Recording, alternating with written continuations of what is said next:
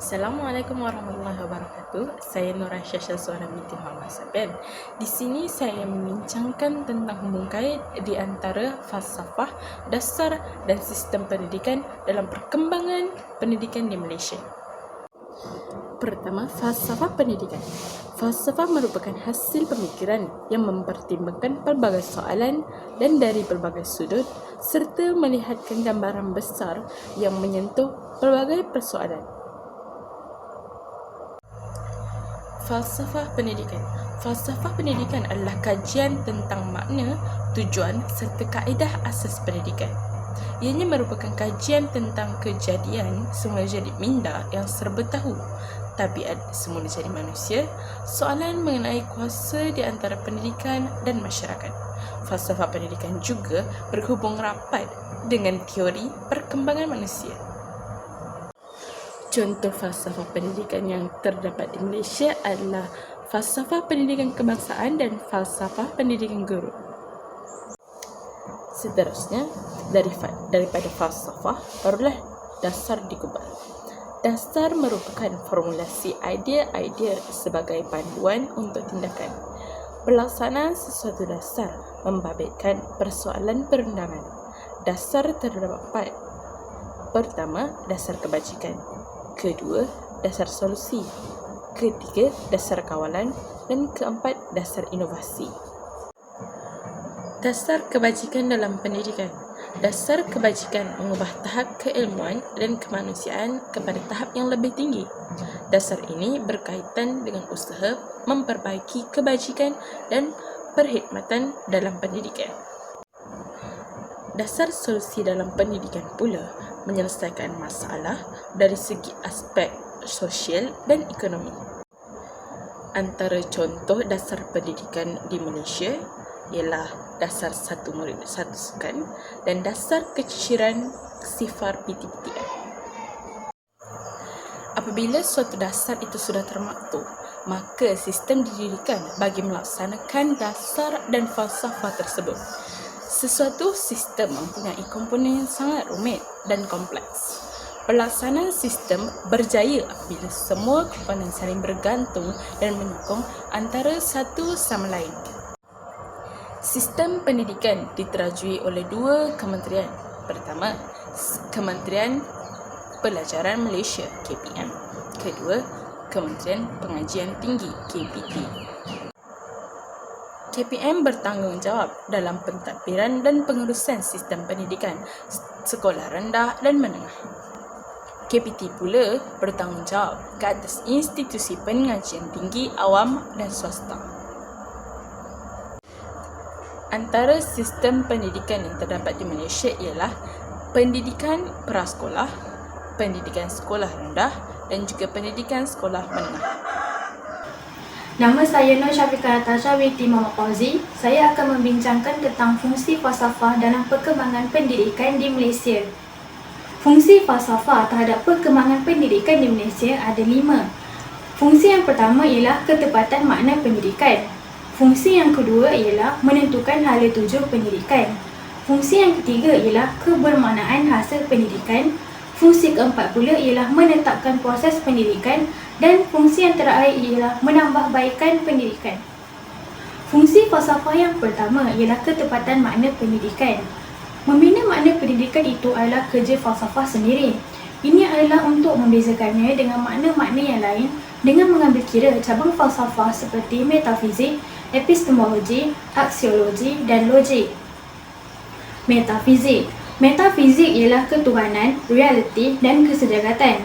Cabang falsafah ini mengkaji tentang perkara-perkara yang bersifat realiti dan bidang falsafah ini juga menjawab persoalan-persoalan yang melampaui penyiasatan saintifik. Contohnya adalah alam gaib, syurga dan neraka. Epistemologi. Epistemologi ialah perihal ilmu ataupun pengetahuan. Ia juga dikenali sebagai teori ilmu. Teori ini membincangkan tentang asal pengetahuan, pengelasan ilmu dan pengalaman manusia. Melalui teori epistemologi ini, kita dapat mengetahui dengan jelas dari mana datangnya sesuatu ilmu itu dan cara memperolehinya. Contohnya seperti pembelajaran PDP di dalam kelas. Murid mendapatkan ilmu pengetahuan daripada guru yang mengajar di hadapan kelas. Aksiologi. Aksiologi ialah perihal nilai dan estetika. Menurut ahli falsafah barat, aksiologi juga dikenali sebagai sains nilai, teori tentang nilai ataupun sistem nilai. Terdapat dua jenis falsafah di bawah cabang aksiologi. Falsafah yang pertama ialah estetika. Falsafah yang kedua pula ialah etika. Estetika ialah teori yang menumpukan seni dan keindahan, manakala etika pula ialah merupakan nilai moral berdasarkan pengalaman seseorang manusia. Contohnya seperti penerapan nilai-nilai murni di dalam diri murid apabila melihat cikgu melakukan sesuatu yang baik di hadapan mereka. Logik. Logik ialah pemikiran dan penyelesaian masalah. Logik juga merupakan hujah yang sistematik. Logik juga ialah analisis istilah, konsep dan penyataan dalam pendidikan. Logik terbahagi kepada dua. Logik yang pertama ialah logik induktif dan logik yang kedua ialah logik deduktif. Logik induktif ialah pengukuran dalam kajian tentang pendidikan dengan menggunakan penggunaan statistik untuk penyelidikan tentang aspek pendidikan. Logik deduktif pula ialah lebih kepada takulan dalam bidang pendidikan. Contoh bagi fungsi falsafah yang pertama ini ialah pembelajaran, pengajaran dan pendidikan. Fungsi yang kedua ialah menentukan matlamat pendidikan. Falsafah pendidikan menentukan ke manakah arah setiap warga negara yang perlu dibimbing pada peringkat usia persekolahan lagi. Sekolah merupakan sebuah institusi yang dibina oleh masyarakat untuk menyediakan tempat didikan yang sempurna untuk anak-anak mereka. Ini adalah untuk melahirkan insan yang sempurna dan memenuhi cita-cita ataupun kehendak negara. Contohnya di sekolah, murid-murid akan dibentuk dan dididik menjadi warga negara yang dicita-citakan oleh negara. Selain itu, guru juga akan membentuk intelek, rohani, emosi dan jasmani pelajar sejajar dengan falsafah pendidikan kebangsaan, FPK. Contoh bagi fungsi falsafah kedua ini ialah keinsanan, kemanusiaan dan ketuhanan. Insan menurut Islam ialah makhluk yang istimewa yang boleh berfikir, boleh menerima ilmu pengetahuan dan berkehendak. Fungsi falsafah yang ketiga ialah kebermanaan hasil pendidikan. Tujuan pendidikan yang telah ditetapkan adalah untuk memberikan gambaran yang jelas tentang hasil pendidikan yang bagaimanakah yang perlu dicapai, warga negara yang bagaimana yang perlu dibentuk, dan pembangunan bagaimana yang akan dilaksanakan. Contohnya ialah setiap topik pasti ada CLO-nya yang tersendiri. CLO ialah Course Learning Outcomes ataupun dalam bahasa Melayunya ialah hasil pembelajaran kursus. Contoh fungsi falsafah yang ketiga ini ialah warga negara yang berakhlak, harmoni dan bersatu padu. Contohnya ialah falsafah aksiologi. Falsafah aksiologi mampu melahirkan warga negara yang berakhlak. Insan yang seimbang dan harmoni pula ada dinyatakan di dalam falsafah pendidikan kebangsaan, FPK. Fungsi falsafah yang ketiga ialah untuk menetapkan proses pendidikan. Setelah adanya matlamat dan hasil pendidikan, perkara penting yang perlu dilakukan seterusnya ialah menetapkan proses pendidikan. Proses pendidikan yang digunakan perlulah bersesuaian untuk mencapai matlamat dan hasil pendidikan yang telah ditetapkan. Cara dan proses yang digunakan hendaklah bersesuaian dengan murid dan cara atau proses itu perlu diubah seiring dengan perkembangan mental dan usia murid. Contoh bagi fungsi falsafah keempat ini ialah bersepadu, harmoni dan seimbang. Fungsi falsafah yang terakhir ialah penambahbaikan pendidikan. Membina falsafah pendidikan merupakan langkah pertama untuk membaiki proses pendidikan di dalam sistem pendidikan yang dilaksanakan oleh sesebuah negara. Contohnya ialah pembelajaran sepanjang hayat. Pembelajaran sepanjang hayat ialah pencarian ilmu pengetahuan untuk peribadi atau profesional yang dilakukan sepanjang masa, sukarela dan atas motivasi kendiri. Pembelajaran merupakan satu proses dalam kehidupan yang berlaku sepanjang masa dan di mana sahaja. Kesimpulannya, manusia adalah berbeza dengan makhluk yang lain. Ini kerana fungsi manusia itu sendiri yang diciptakan oleh pencipta untuk memimpin, mengurus dan mentadbirkan alam ini dengan sebaiknya. Pendidikan pula berfungsi untuk menyedarkan manusia daripada terus hanyut dalam kejahilan. Saya Siti Aisyah binti Nur Hisham akan menerangkan serba sedikit tentang pengaruh pendidikan terhadap pembangunan insan dan negara.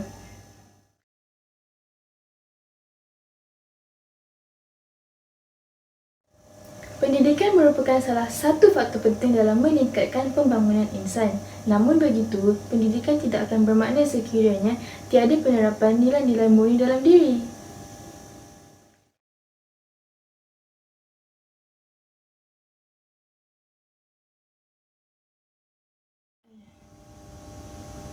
Ada 3 aspek utama dalam pembangunan moral insan. Yang pertama ialah kognitif, yang kedua adalah afektif dan yang ketiga adalah psikomotor.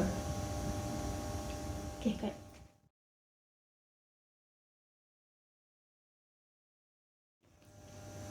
Aspek yang pertama ialah kognitif. Apa itu kognitif? Kognitif melibatkan otak atau mental. Pendidikan dapat melahirkan pelajar yang berfikir secara abstrak dengan melakukan penakulan yang saintifik.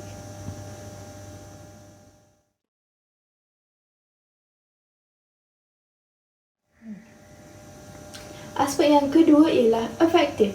Afektif merupakan perkara yang melibatkan nilai dan sikap yang meliputi watak perilaku. Contoh, perasaan, minat, sikap dan emosi. Kemahiran yang ada dalam diri seseorang sama ada bakat semula jadi atau kemahiran selepas mendapatkan pengetahuan.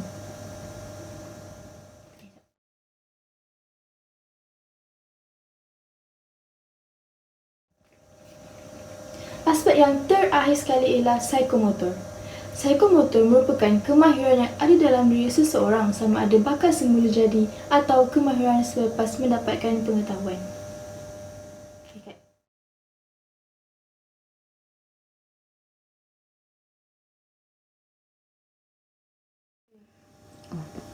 Pengaruh pendidikan kepada pembangunan negara.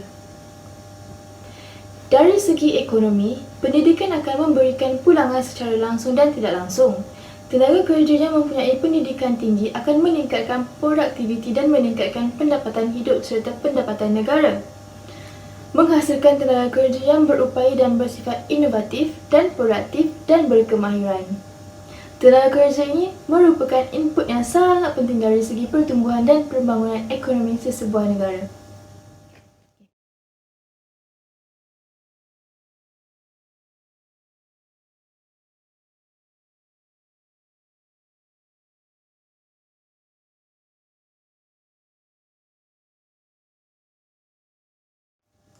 Dari segi sosial, Malaysia terdiri daripada masyarakat yang berbilang kaum dan bangsa. Nilai, akhlak dan etika yang tinggi amat diperlukan untuk terus hidup secara harmoni. Komunikasi dan interaksi antara kaum yang mempunyai adab kesantunan yang tinggi itu amatlah penting. Pendidikan agama, moral dan sivik memberi nilai murni seperti sifat amanah, jujur, dedikasi, adil dan saksama yang diperlukan dalam diri seseorang pelajar.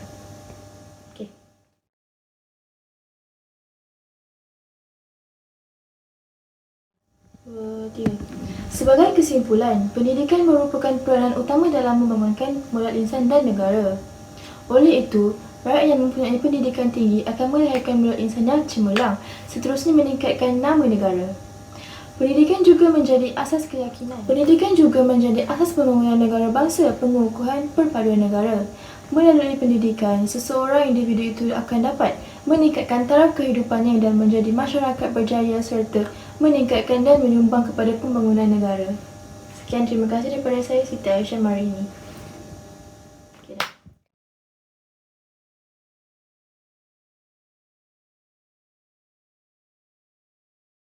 Assalamualaikum warahmatullahi wabarakatuh. Saya Wan Halimatul Radiah binti Husin. Saya akan membincangkan mengenai impak pembangunan negara terhadap kemajuan pendidikan. Pembangunan biasanya merujuk kepada usaha mengubah masyarakat atau negara daripada keadaan mundur kepada maju. Perubahan yang dimaksudkan meliputi pelbagai aspek kehidupan seperti ekonomi, sosial, pendidikan, psikologi dan sebagainya. Impak pembangunan negara terhadap kemajuan pendidikan antaranya ialah dapat menyediakan kemudahan infrastruktur pendidikan yang mencukupi kepada semua pelajar.